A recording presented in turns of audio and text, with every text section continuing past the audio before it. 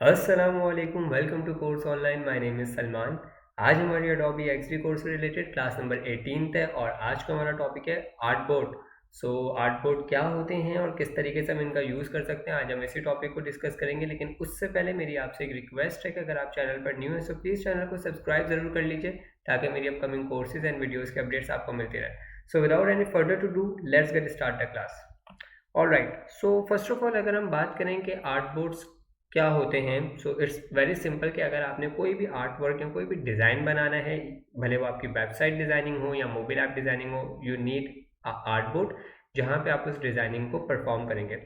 It's similar like that कि अगर आपको कुछ भी राइट करना होता है, कुछ भी लिखना होता है, तो you have to need a notebook. आपके पास नोटबुक होगी तो ही तो आप कुछ लिख सकते हैं। तो सिमिलरली यही चीज़ हमारे एडोबी एक्स3 के अंदर भी है कि अगर आपको कोई भी डिज़ाइन बनाना है तो आर्टबोर्ड का होना आपके पास ज़रूरी है। अब आर्टबोर्ड हमारे पास कहाँ पे अवेलेबल होता है, अगर आप यहाँ पर देखें हमारे इस टूल बार के अंदर, तो इधर आपको जो आर्टबोर्ड का ऑप्शन है वो अवेलेबल होता है। करंटली अभी मेरा कोई भी आर्टबोर्ड यहाँ पे नहीं है। मैं चाह रहा था कि बिल्कुल स्क्रैच से आपको ये समझाऊँ, तो जो हमें बाय डिफ़ॉल्ट आर्टबोर्ड मिल रहा होता है मैंने उसको भी डिलीट किया हुआ है। ओके, इसका शॉर्टकट ए है, आप ए की प्रेस करके भी इसको एक्टिव कर सकते हैं। नाउ जैसे ही हम आर्टबोर्ड पे क्लिक करते हैं, अगर आप मेरे राइट साइड की तरफ देखें तो आपको कुछ एडोबी एक्सडी की तरफ से दिए जाते हैं प्रीसेट्स। प्रीसेट्स का मतलब होता है कुछ बाय डिफ़ॉल्ट स्क्रीन साइजेस जिसके अकॉर्डिंग आप अपना आर्टबोर्ड सेलेक्ट कर सकते हैं। अगर आप यहाँ पर देखें तो हमारे पास आईफोन से रेलिवेंट आईफोन 10 और दूसरे जो आईफोन के मॉडल्स हैं उनसे रेलिवेंट उनके साइजेस यानी उनके स्क्रीन साइजेस गिवन है और साथ ही साथ उनके नेम गिवन है। याद रखिएगा यहाँ पे जो साइजेस गिवन होते हैं होपफुली आपको ये प्रॉपरली दिख रहे होंगे। यहाँ पे हमें 375 बाई 1812 मिल रहा है यानी 812। सो एक चीज़ के पहले हमेशा विड्थ होती है एंड देन हमारी हाइट। तो अगर आप यहाँ पे जो भी डिज़ाइन देख रहे हैं तो उसमें पहले वाला जो वैल्यू ऑफ फिगर है वो हमारी विड्थ को रिप्रेजेंट करता है और दूसरे वाला जो वैल्यू ऑफ फिगर है वो हमारी हाइट को रिप्रेजेंट कर रहा होता है। ओके, सो ये आईफोन से रेलिवेंट, फिर ये आईपैड्स। उसके बाद अगर आपको वॉच वगैरह, स्मार्ट वॉचेस वगैरह के डिज़ाइंस बनाने तो यस डेफिनेटली उसके इंटरफेसेस के साइजेस भी अवेलेबल हैं। फिर अगर हम एंड्रॉयड के मोबाइल्स के लिए आ जाएँ तो यहाँ पे एंड्रॉयड मोबाइल का साइज़ है, एंड्रॉयड टैबलेट का, फिर इसी तरीके से यहाँ पे माइक्रोसॉफ्ट के कुछ सरफेसेस वगैरह के जो उनके डिवाइसेस हैं उसके साइजेस, और लास्ट में हमें वेबसाइट के साइजेस गिवन है कि अगर आपको एक वेबसाइट डिज़ाइन करनी है तो आप इन साइजेस पर आ सकते हैं। Okay, so it's totally depend upon your self कि आपकी नेचर ऑफ वर्किंग क्या है, आप क्या डिज़ाइन कर रहे हैं, वो आप उसके अकॉर्डिंगली यहाँ से सेलेक्ट कर सकते हैं। For the sake of simplicity मैं अभी जस्ट एक वेबसाइट का यहाँ पे प्रीसेट या एक आर्टबोर्ड सेलेक्ट करने लगा हूँ। याद रखिएगा हमारे पास वेबसाइट के 3 साइजेस गिवन होते हैं, web 1280, web 1366 and web 1920। Generally हमारे जितने भी लेटेस्ट ब्राउज़र्स वगैरह हैं वो 1366 और 1920 वाले ही साइजेस को सपोर्ट कर रहे होते हैं। तो आप जब भी डिज़ाइन बनाएं तो इस दो में से ही कोई एक प्रीसेट आप ले सकते हैं या कोई एक आर्टबोर्ड आप सेलेक्ट कर सकते हैं। ओके, सो मैं फ़िलहाल के लिए अभी वेब 1920 को यहाँ पे सेलेक्ट कर रहा हूँ और मैं इस पर क्लिक कर रहा हूँ। नाउ जैसे ही हम इस पर क्लिक करते हैं, अगर आप देखें तो यहाँ पे हमारे पास जो हमारा आर्टबोर्ड है वो क्रिएट होकर आ चुका है। ओके, और अभी आर्टबोर्ड टूल एक्टिव है, सो इसलिए यहाँ पे आपको मेरा आर्टबोर्ड प्रॉपरली सिलेक्टेड नज़र आ रहा है। ओके, अब ये अनसेलेक्टेड हो गया। सो आर्टबोर्ड लाना कैसे है वो तो अभी हमने देख लिया। अब फॉर एग्जांपल आप एक दफ़ा आर्टबोर्ड ले आए और आपने उसकी रीनेमिंग करनी है। जस्ट लाइक कि अगर हम जब वेबसाइट बना रहे होते हैं तो आप सबको आई बिलीव ये चीज़ की अवेयरनेस होगी कि वेबसाइट के अंदर हमारे पास साइजेस यानी नेम्स होते हैं वेबसाइट के। यानी फर्स्ट पेज का नेम लाइक होम पेज हो गया, फिर अबाउट अस का, फिर कॉन्टैक्ट अस का। तो जो भी पेजेस वगैरह हैं वो आप जो नेमिंग है अगर वो करना चाहते हैं तो सिंपली इधर अगर आप देखें टॉप पर मेरी वेबसाइट के इधर, तो अभी बाय डिफ़ॉल्ट जो नेम होता है वही आ रहा होता है। अगर आप इसको रीनेम करना चाहते हैं ना, आप सिंपली इधर आके डबल क्लिक कर दीजिएगा ना। जैसे ही आप यहाँ पे डबल क्लिक करेंगे अब आपको यहाँ पे एक ऑप्शन मिल जाता है कि अगर आपने जो भी नेम रखना है अपनी वेबसाइट का वो आप रख सकते हैं। सो मैं यहाँ पे फॉर एग्जांपल रख देता हूँ होम पेज। ओके, सो अब जो मेरा नेम था वो रिप्लेस हो गया डिफ़ॉल्ट नेम से होम पेज के अंदर। ओके, सो इस तरीके से हम अपने आर्टबोर्ड्स की रीनेमिंग्स वगैरह भी इजीली कर सकते हैं। अब एक और चीज़ हम यहाँ पे समझते हैं कि अगर हमने एक दफ़ा कोई आर्टबोर्ड बना लिया, बाय द वे ये मैं स्पेस की प्रेस करके यानी स्पेस बार की प्रेस जब करता हूँ तो हमारे पास हैंड टूल होता है जिसकी हेल्प से हम अपने आर्टबोर्ड्स को मूव कर सकते हैं।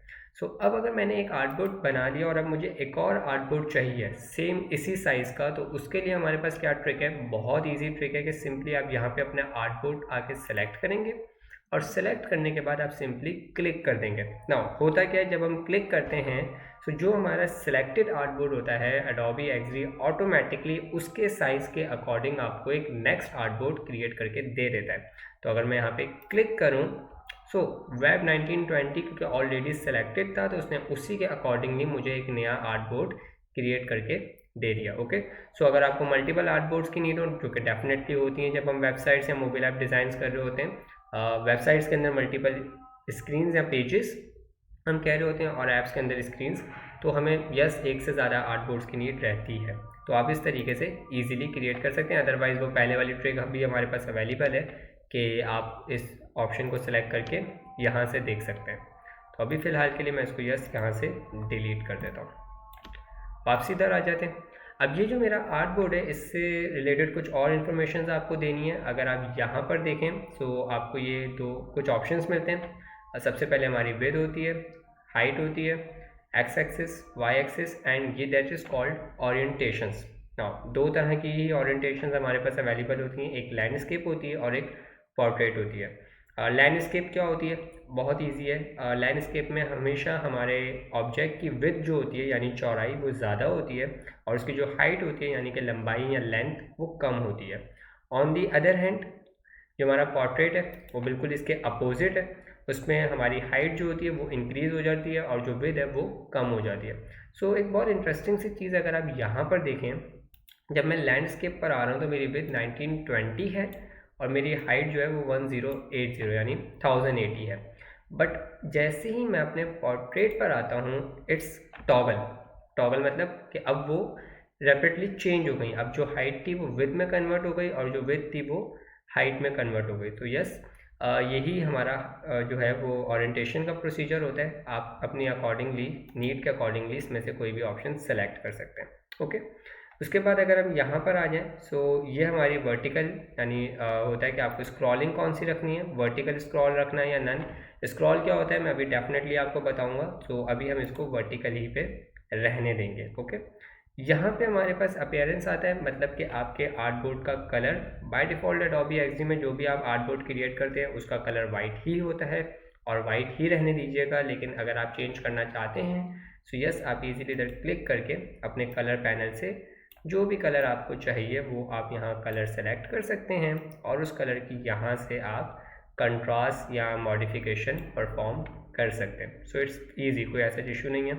मैं दोबारा इसको वाइट ही पर ले जाता हूँ और अगर आपको कलर ही नहीं चाहिए यहाँ पे तो आप इसको अनचेक कर सकते हैं। तो अगर अब आप देखें सो मेरे आर्टबोर्ड तो अवेलेबल है मेरी स्क्रीन पे, लेकिन उसका जो कलर है वो ख़त्म हो चुका है, तो रहने दीजिएगा इसको। ओके, उसके बाद यहाँ पर अगर हम देखें तो हमें एक ऑप्शन मिलता है दैट इज़ ग्रिड, जो कि बहुत ज़्यादा इंपॉर्टेंट ऑप्शन है। क्यों इंपॉर्टेंट है मैं पहले आपको बता देता हूँ ग्रिड्स के बारे में।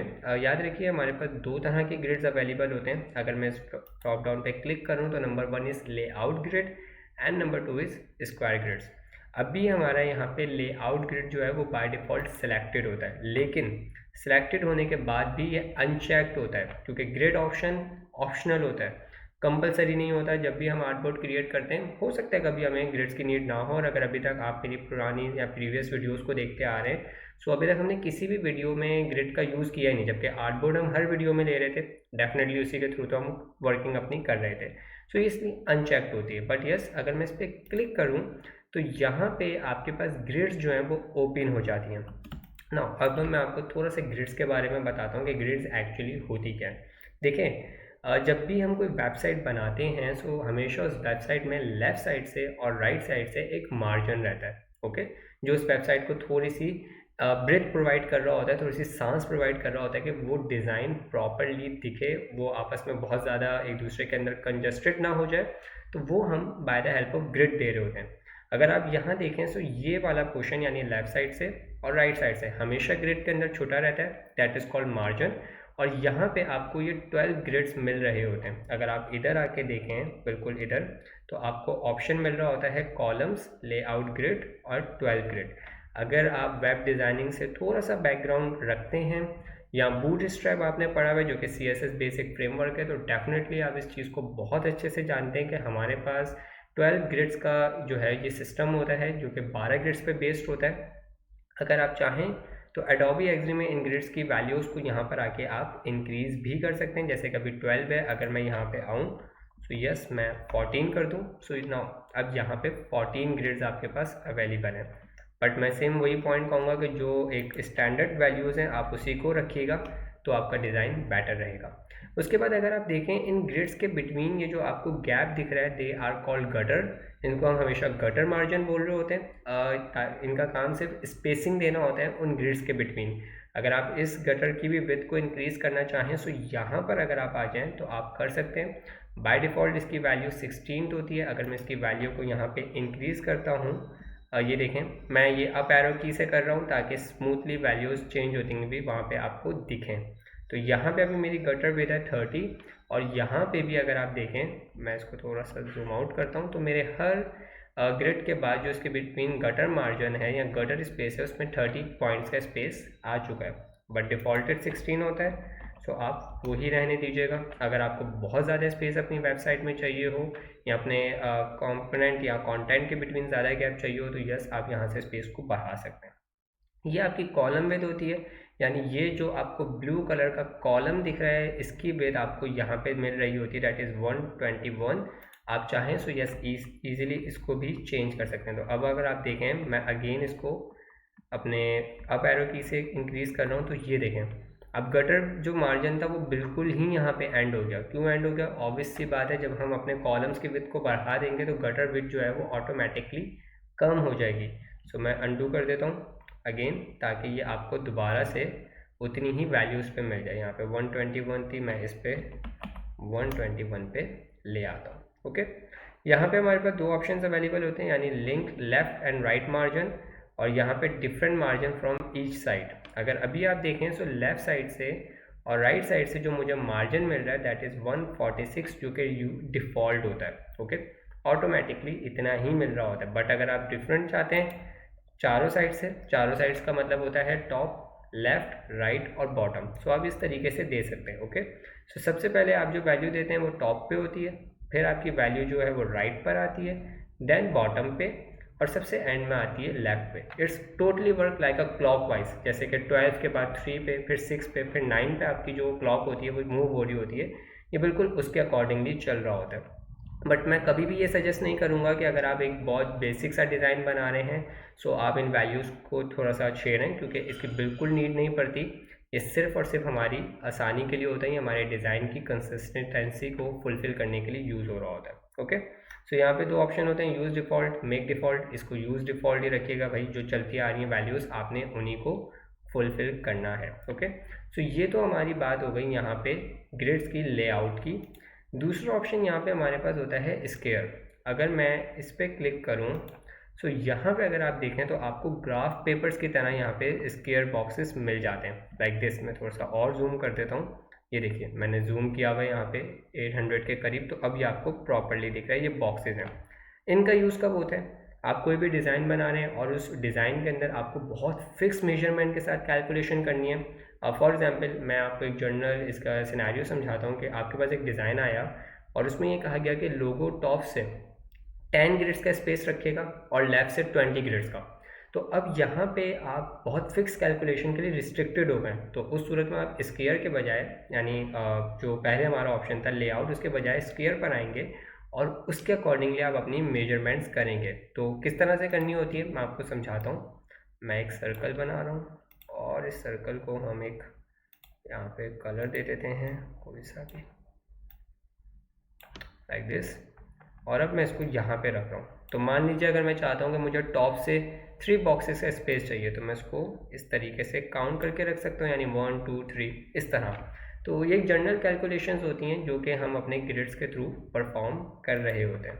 ओके, सो मैं वापसी इधर आता हूँ। अगर आप देखें तो यहाँ पे स्क्वायर साइज़ जो है वो 8 है, यानी बाय डिफ़ॉल्ट 8 ग्रिड्स हमारे पास अवेलेबल होते हैं। अगर वही 8 फिर रिपीट होते रहते हैं। अगर आप उसकी वैल्यू को इंक्रीज़ करना चाहें तो यस आप इजीली यहाँ पे कर सकते हैं, बट फ़िलहाल के लिए हमें कोई ज़रूरत नहीं है तो मैं नहीं कर रहा। और इसको दोबारा कन्वर्ट कर देता हूँ लेआउट में और यहाँ से इसके जूम को अगेन ले जाता हूँ उसी साइज़ पे जिस पे हम काम कर रहे थे। ओके, सो होपफुली यहाँ तक आपको कोई कन्फ्यूजन नहीं आ रही होगी और ये सारी चीज़ें आपको अच्छे से क्लियर हो जाएंगी और हो भी चुकी हैं।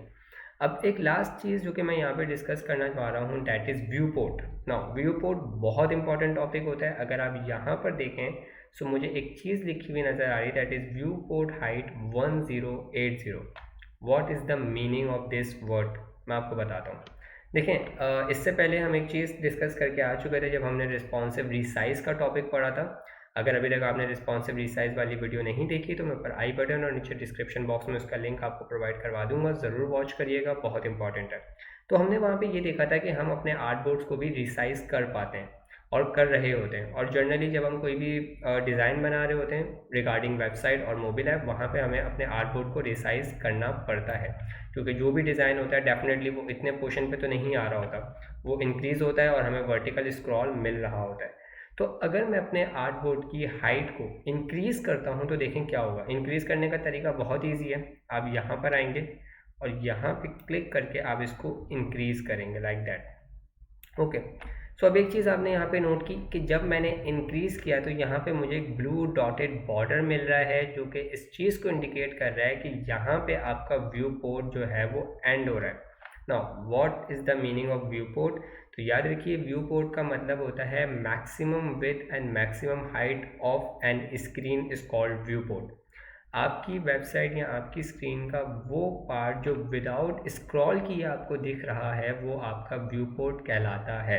ओके, मैं एक चीज़ यहाँ पे करने लगा हूँ, मैं यहाँ एक कलर पहले तो फिल कर देता हूँ अपने इस आर्ट। मैंने एक शेप बनाई, ओके, और इसको मैं कोई कलर दे देता हूँ। सही है, ओके, ये मैंने एक कलर दिया और ये कलर जो है बेसिकली ये मेरे व्यू पोर्ट पे मैंने रखा है, यानी वो पार्ट पे जो कि विदाउट स्क्रॉलिंग दिखेगा। और यहाँ पर आके अगर आप देखें इधर हमारे डेस्कटॉप प्रीव्यू का ऑप्शन अवेलेबल होता है, बहुत अमेजिंग ऑप्शन होता है। इस पर क्लिक करने पे जो हमने डिज़ाइन किया होता है वो हमारा एज अ प्रीव्यू हमें Adobe XD दिखा देता है। तो जैसे ही मैं इस पर क्लिक करूँगा इसने मुझे एक विंडो ओपन करके दे दी। आप यहाँ से इसको मैक्सिमाइज़ कर लीजिए और अब देखें ये आपको जो पोर्शन दिख रहा है that is your view port. View port मतलब मुझे कुछ स्क्रॉल नहीं करना पड़ रहा, विदाउट स्क्रॉलिंग मुझे ये पोर्शन दिख रहा है। बट अगर मैं यहाँ पर आके स्क्रॉल बार इधर ही अवेलेबल होता है, क्लिक करता हूँ, सो देखें ये अब वो वाला पार्ट है जो कि मैंने अभी इंक्रीज़ किया था। तो they are not a viewport, अब ये व्यू पोर्ट से बियॉन्ड हो गया। सो यही बेसिकली व्यू पोर्ट हमारा कहला रहा होता है। मेरी आपसे यही रिक्वेस्ट है कि प्लीज़ इस पॉइंट को मत छेड़िएगा। बहुत सारे स्टूडेंट्स एज अ बिगनर्स क्या करते हैं कि इसी पॉइंट को ड्रैग कर देते हैं, व्यू पोर्ट को पकड़ा और खींच दिया। ऐसा मत करिएगा, आपका डिज़ाइन बहुत ज़्यादा डिस्टर्ब हो जाएगा, क्योंकि स्टैंडर्ड व्यू पोर्ट हमारा यही अवेलेबल होता है 1080 का। ओके, तो यही ऑप्शन था मुझे जो आपको बताना था, जो कि बहुत इंपॉर्टेंट है। और जब भी आप कोई वेबसाइट डिज़ाइन करेंगे डेफिनेटली उसके जितना भी पोर्शन आपको लेंथ उसकी इंक्रीज़ करनी है वो आप सिंपली इस आर्ट बोर्ड को सिलेक्ट करके कर सकते हैं। सिंपली आप यहाँ से आर्ट बोर्ड सेलेक्ट करेंगे और उसके लेंथ को इंक्रीज़ करते जाएंगे। बहुत जल्द हमारे Adobe XD से रेलिवेंट जो प्रोजेक्ट्स हैं वो भी आने वाले हैं, तो आई बिलीव उसमें आपके सारे डाउट्स बहुत अच्छे से क्लियर हो जाएंगे। ओके, सो यही हमारा आर्ट बोर्ड टूल का ऑप्शन था जो कि बहुत ज़्यादा यूज़ हो रहा होता है और डेफिनेटली इसके बिना हमारा कोई भी डिज़ाइन हम नहीं बना सकते Adobe XD में। सो अगर अभी भी कोई आपका डाउट है रिगार्डिंग दिस टॉपिक और अनदर टॉपिक, सो आप फील फ्री मुझे कमेंट सेक्शन में बता दीजिएगा, मैं डेफिनेटली आपको उसका रिप्लाई करूँगा। अगर वीडियो अच्छी लगी हो तो प्लीज़ लाइक ज़रूर कीजिए। अगर अभी तक आपने चैनल को सब्सक्राइब नहीं किया तो काइंडली सब्सक्राइब कर लीजिए। इस वीडियो को अपने फ्रेंड्स के साथ शेयर करिए ताकि वो भी आर्ट बोर्ड की इंपॉर्टेंस को समझ सकें। Thanks for watching.